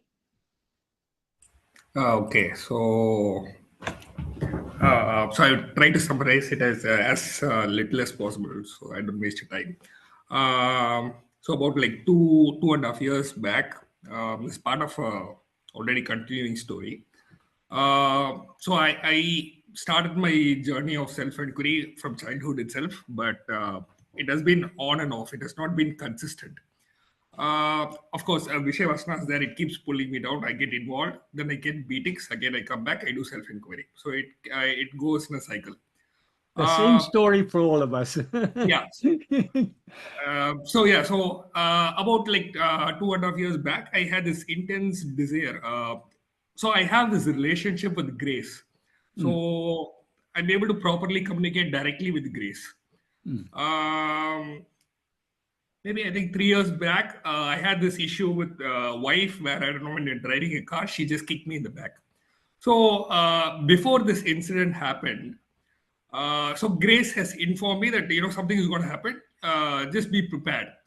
Ego is going to rise, catch the ego. But then what happened when this incident happened, I knew this was going to happen or in some way or some form, but I still ended up becoming identified with the ego. And once it took over, then a lot of drama happened, everything, so on and so forth. And then later, I was at my parents' place, and I had this intense desire to pursue self-enquiry. And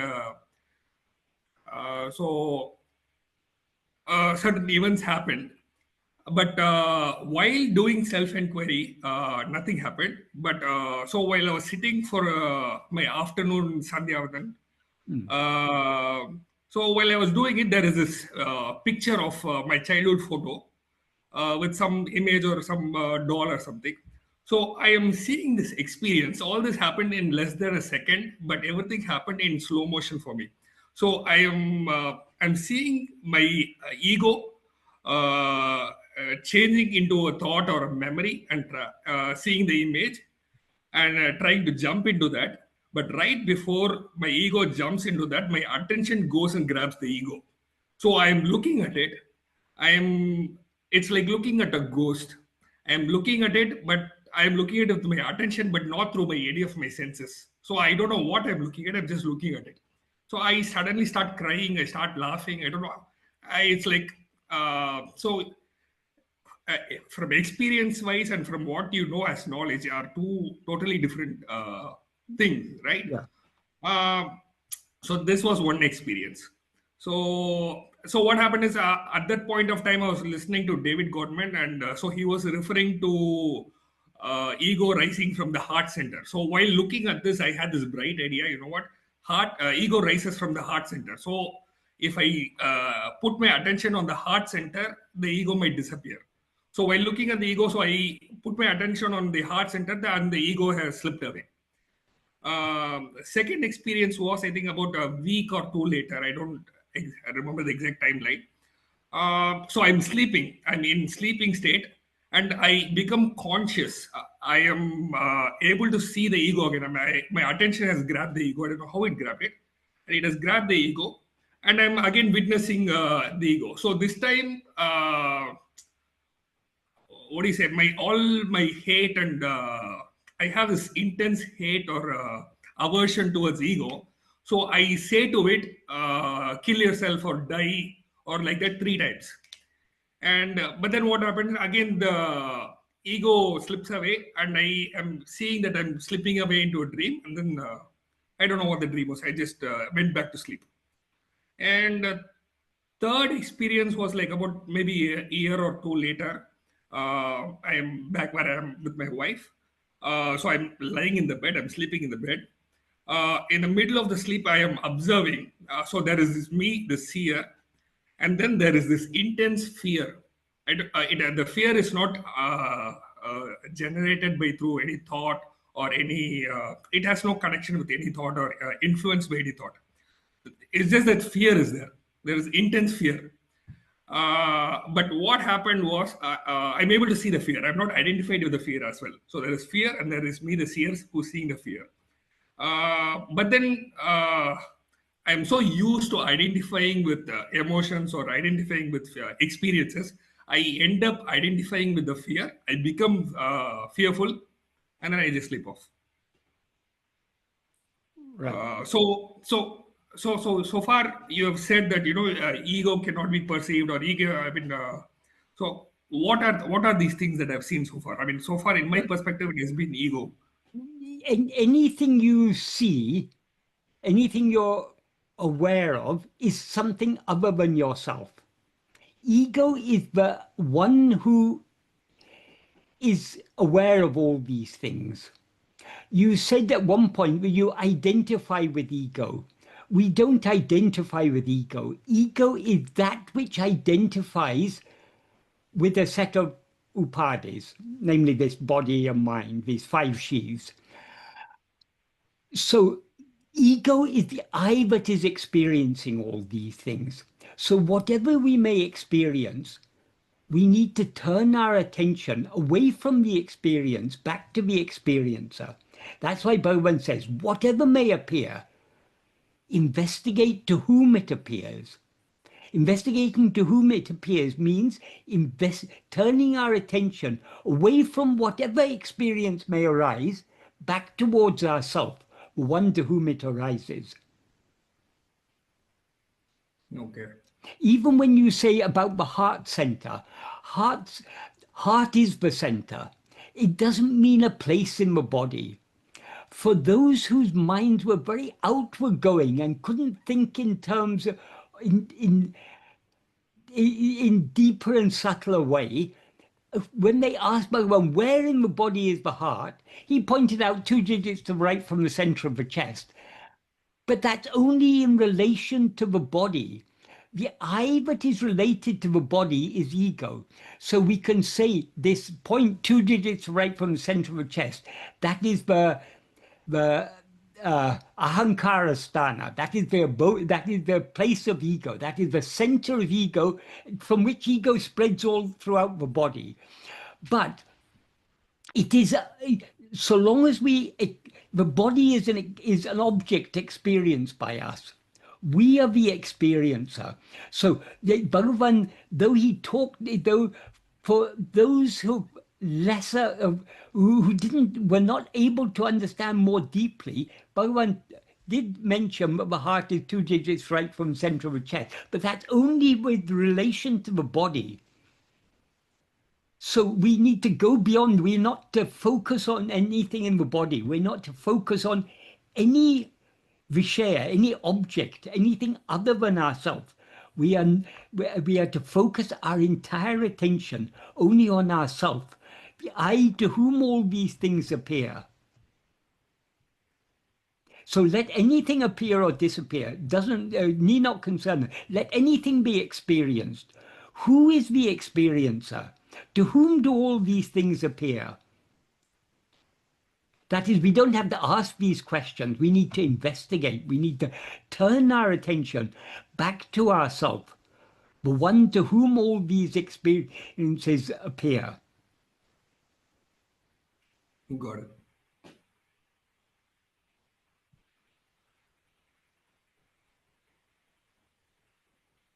Bhagavan's path is so simple and so clear, but at the same time it's very deep and subtle. So if we just grasp this simple principle, we are not to attend to anything that is experienced. We are to attend only to the experiencer, the I to whom all these things appear. Only by focusing on that I will that I subside, that ego will subside, and that into which it subsides is the pure being that we actually are. That is Satchit.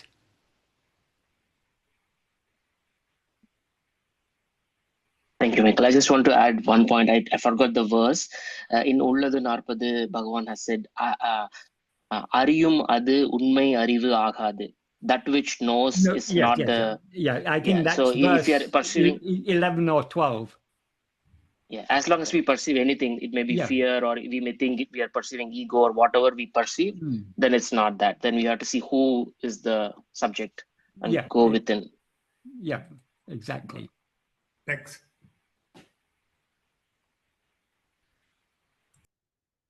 I think next is a question from Sanjay Lohia. Please go ahead, sir. Right, sir. Yes, sir. So now we know that Bhagavan converted the 42 verses of Ulladu Narpadu into one single Kali Velma poem. What are his other works that he converted into one Kali Velma verse by inserting suitable linking words? Thank you. Right, okay. Basically, all the works he composed in Vemba meter, except Aranatya Pancharatnam. The reason he didn't make Aranatya Pancharatnam into a Kali Vemba was he had first composed it in Sanskrit, and then later he composed it in Tamil.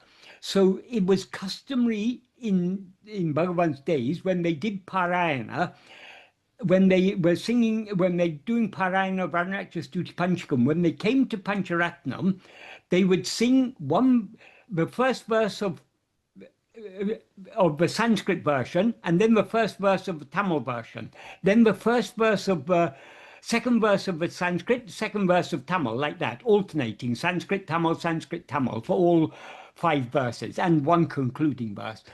So that he never converted into Kalivemba, because the primary purpose of a Kalivemba was to make it easy for recitation, to get the continuity. So the other works that he made into Kalivemba were Ekama Panchakam. He made into Kalivemba. That was the only other original work. But then other works, such as his translation of a portion of Devikalotram, his translation of a portion of Atma-vichara, his translation of Atma-bodha. I think, let me try and remember. I think that's maybe all. There may be 1 or 2 others. The others are all, they're all translated works, not the original work, only Ulladu and Ekama Panchakam.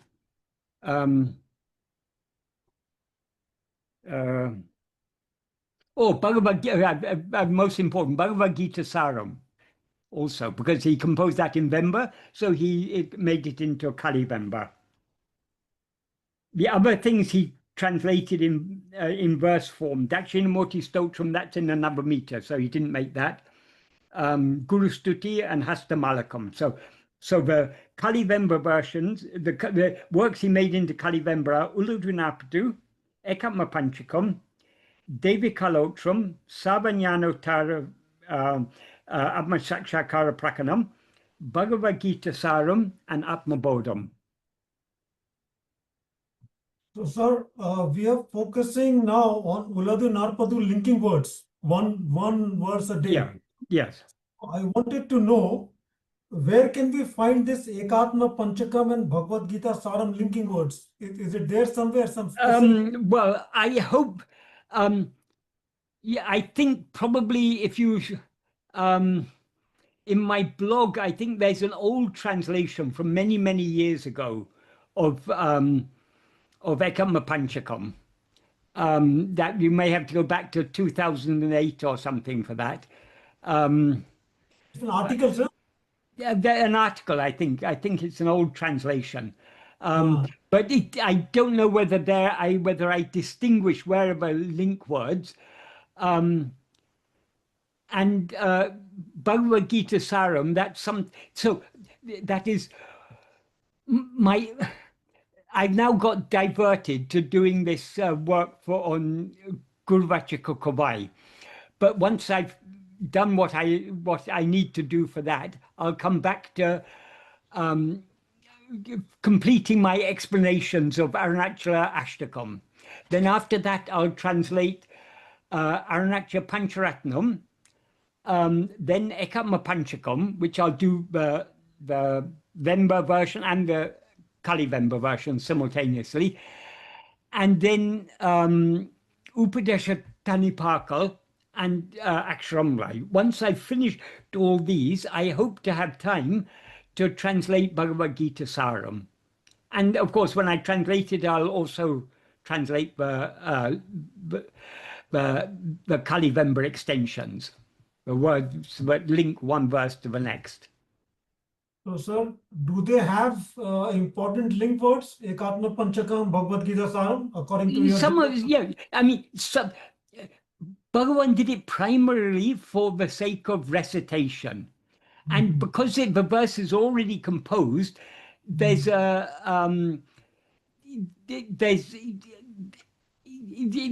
certain poetic restrictions on what he can write. So if you see Ulladu Narpadu, you'll find some of the links are very important clarifications. Some of them are not so important. Sometimes he just extends one word or something. So some are important, Yes. some are not so important. It will be the same with all of them. Yes. So it will be nice. It will be nice looking at them individually. Ekadna Panchakam and Bhagavad Gita Saram, link words, because some of Yes. them are important. Some of them may be important there. Yes, yes, yes, yes. That's what I'm saying. Yeah. Okay, so thank you, sir. Okay, right. Thank you. Next is a question from Jose Carlos. Sorry if I'm pronouncing your name wrong. Please go ahead. Yes, Tigru, thank you. Hi, Michael. Hi. Can you hear me well? Yes, yes, yes. Thank you. Well, I wanted to clarify one thing. If I remember right, Sanjay yesterday asked you about vasanas, whether vasanas belong to ego or the person, right? Yes. You said something to the effect that they belong to ego and ego carries on the vasanas to the next life. Yes. Right? If there is a next life. So I wanted to try to connect it with something that Sadhu Om says in the chapter Karma, in the Path of Sri Ramana. Because he says at the beginning of the chapter, he says that in a real state, we are perfectly free, or we are yes, infinite freedom or something like that, no? Yeah, infinite freedom is our real nature. Right. So is that why our will is inseparable from ego? Because our power to choose or with our inclinations to choose between this and that, is that infinite freedom that we actually are, but is reflected? Well, not exactly. That is, in the state of infinite freedom, we alone are. That's why we're infinitely free. Because there's nothing other than us, we are free of all inclinations. We have no inclinations. But as soon as we rise as ego, we limit ourselves to the extent of a body. And we first project the body, and through the five senses of the body, we project so many other things. So as a body, we are dependent on so many other things. We're dependent on air to breathe, water to drink, food to eat. We're dependent on relationships and everything. And so we become dependent on so many things. Because we have dependent, we have we have likes and dislikes, desires and attachments. We like the things that we consider good for us as the person we take ourselves to be. And we dislike the things that we consider bad. And so the likes and dislikes come, and then these develop into desires and aversions and all these things. So it's the very nature of ego to have vasanas. You can't have ego without vasanas. That is, the vasanas are not ego. They're ego's inclination, but they're not ego.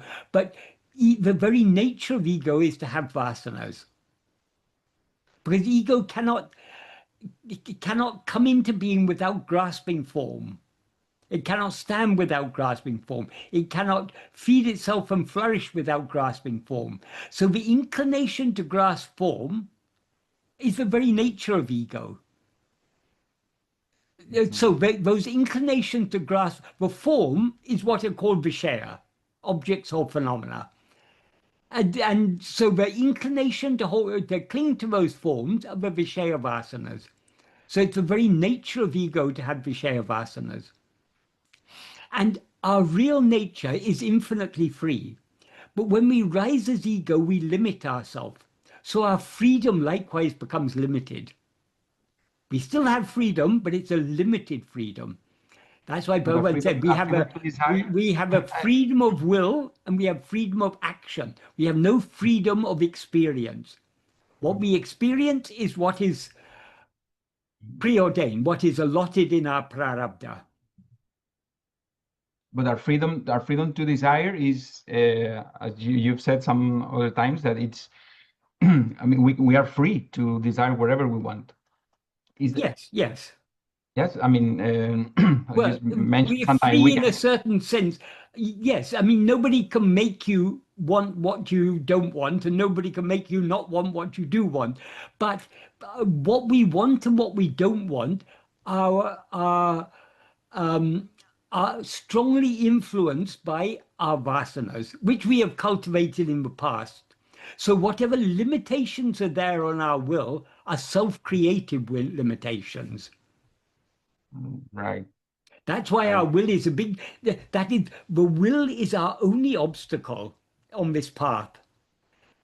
That is that's why Bhagavan often said the spiritual path is nothing but a battle going on within our own heart, within our own will, that means, between our satvasana and vishaya vasanas.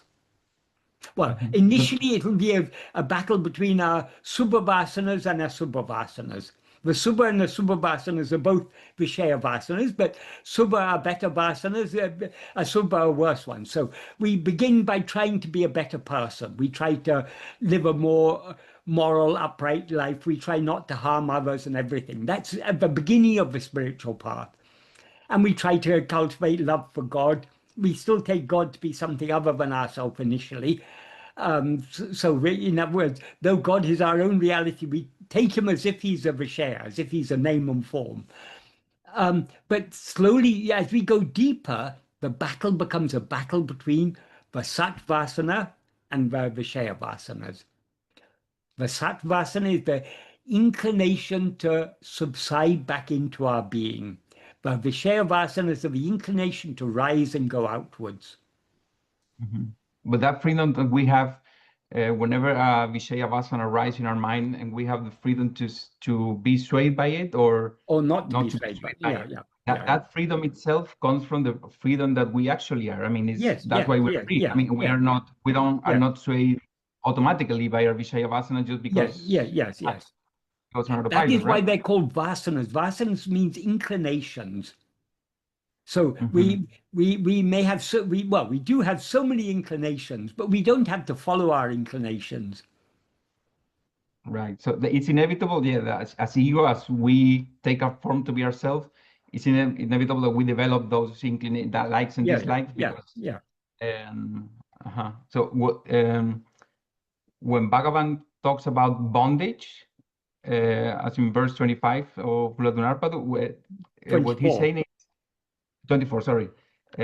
What he's saying is that we willingly being swayed by our own vasanas. Yes, basically. But there he's not particularly talking about vasanas. He's talking more bondage is that chit-jada-granti, that false identification, I am this body.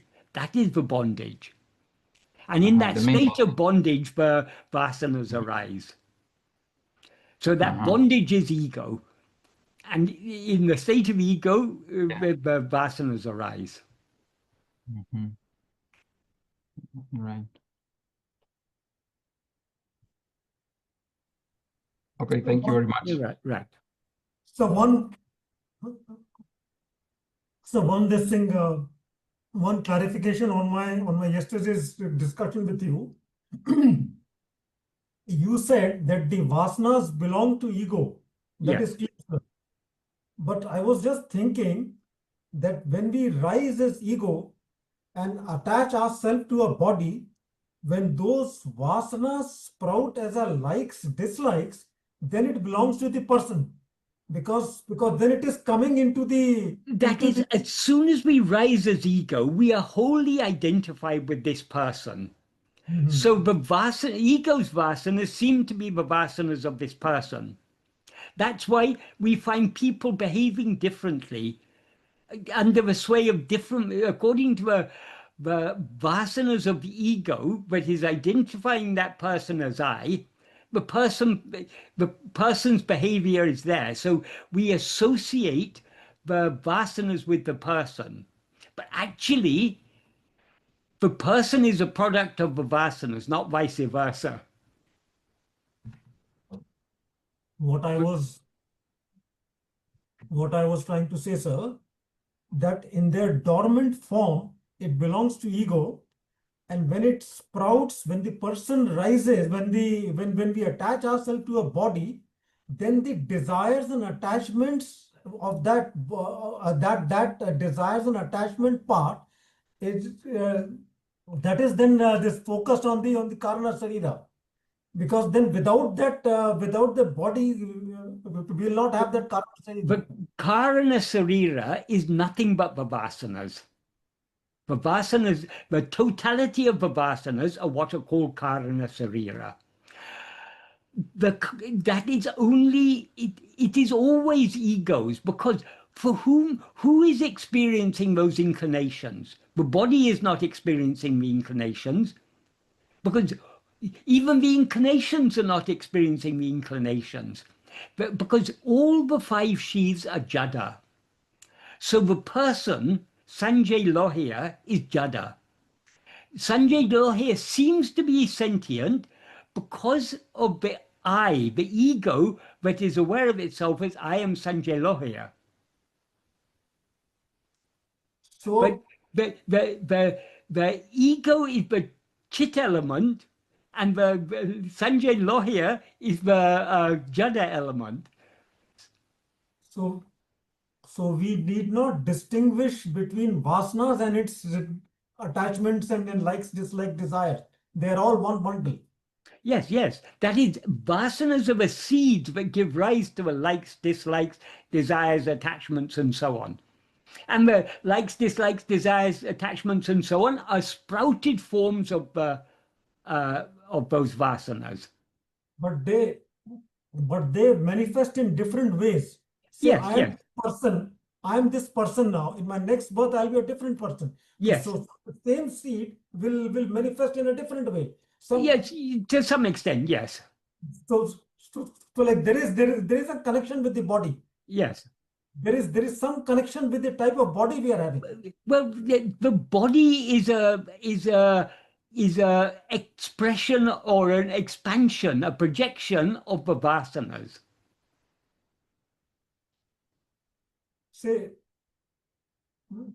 I like a particular sweet now in this life. In my Yes. next life, I may not like that sweet. I may like some other type of sweet. That's what Yes, yes. But that is the basic inclination is the same. The form in which that inclination takes may be different. Okay, sir. If you're born in South India, you're like idli, dosa, rasam, sadam, and everything. If you're born in Italy, you're like pasta. If you're born somewhere else, you're like everything. So, but the basic seeds that give rise to all those likes and dislikes are the same. Are the same.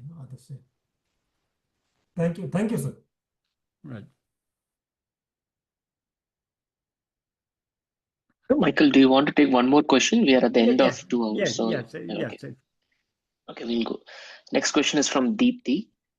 When experiencing emotional suffering, is abiding as the self, I am, a form of spiritual bypassing? I have noticed that fully staying with the physical sensation of emotional pain, allowing it to move through the body, has helped me. For example, when a similar situation arose again, the intensity of the emotion felt in the body, especially around the heart, was noticeably reduced. While I'm able to abide in the sense of I when it comes to thoughts, it becomes more challenging when I am in the middle of strong emotional experiences. If I try to bypass the pain in those moments, it feels like I am merely ignoring it rather than moving through it. Sitting with the sensation, however, seems to bring clarity and relief. Some spiritual traditions recommend observing and allowing bodily sensations to naturally dissolve into awareness, whereas Ramana Maharishi's teachings emphasize directly abiding in the self. My confusion is, does directly abiding in the self bypass the emotional experience? And if not, how does the intensity of the emotional pain actually heal? I want to ensure I am not pretending the pain isn't there. Can you please share some insights on this? Yes, that is different spiritual paths deal with things in different ways.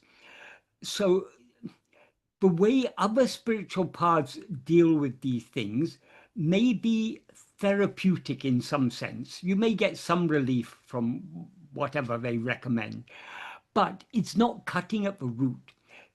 Atma-vichara, self-investigation, is cutting at the very root. Because for whom are these emotions? These emotions arise only when we arise as ego do the emotions arise. In sleep, we don't experience any emotions.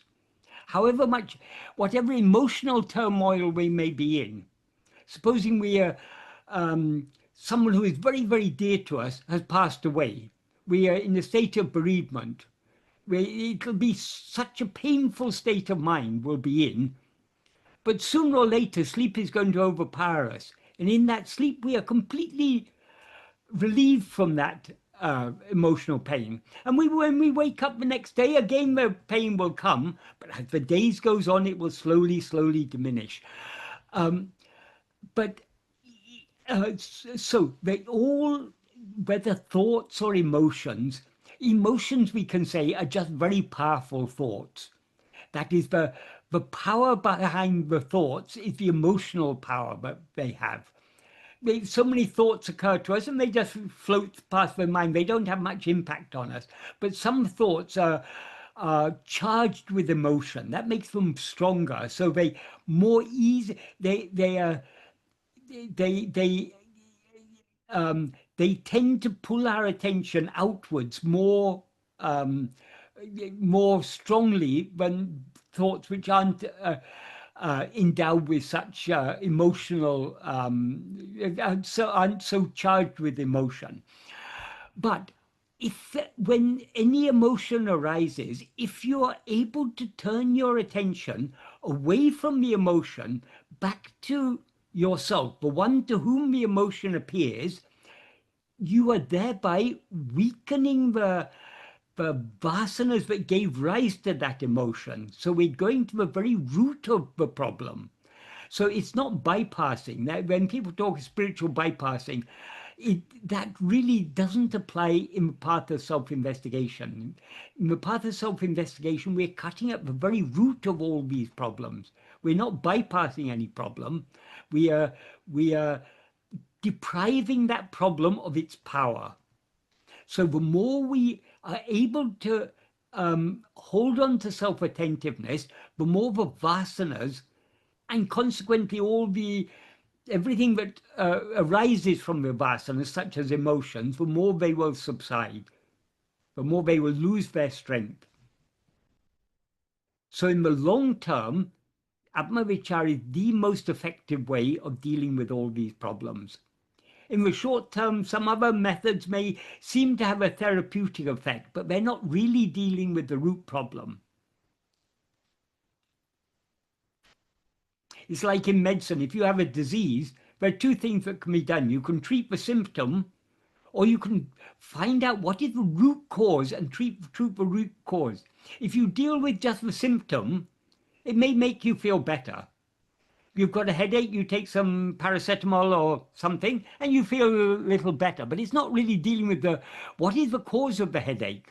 You're not going to the root problem. So in Atma-vichara, Bhagavan is focusing on the very root of all the problems. The root of all problems is our rising as ego. The secondary cause of all problems is the vasanas, which is the very nature of ego to have. So by holding on to self-attentiveness, we are weakening the vasanas and thereby making ego subside more and more. So we should never, I mean, I've heard this term, people talking about spiritual bypassing and everything. We shouldn't think this applies in the case of Atma-vichara. Atma-vichara is going to the very root of all problems. Sometimes the emotions may be so strong we will fail in our attempt to cling to self-attentiveness, but even then, trying to cling to self-attentiveness in the midst of that is beneficial, because though we may not succeed then, it strengthens our inclination to resort to self-attentiveness. And when the emotions are very strong, we can counter with contrary emotions. Don't we have a great love for Bhagavan? If we remember, Bhagavan is that which is ever shining in our heart as eye. Bhagavan is ever, out of his infinite grace, he's made himself so easily available to us by shining in our heart as our own being. So with that love for him, we try to hold on to self-attentiveness. That the love with which we hold on to self-attentiveness itself will dissipate to the extent we're able to hold on to self-attentiveness, that love will dissipate the emotional power, the power of those emotions.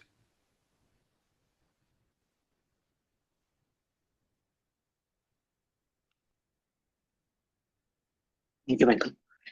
Ultimately, the only refuge we have, whatever problems we face, whether emotional or whatever type of problems we face, the only refuge is Bhagavan, who is ever shining in our heart as our own being. So we need to slowly cultivate the inclination, the habit, if you will, of resorting to taking refuge in him who is ever shining in our heart as our own being. He alone can save us.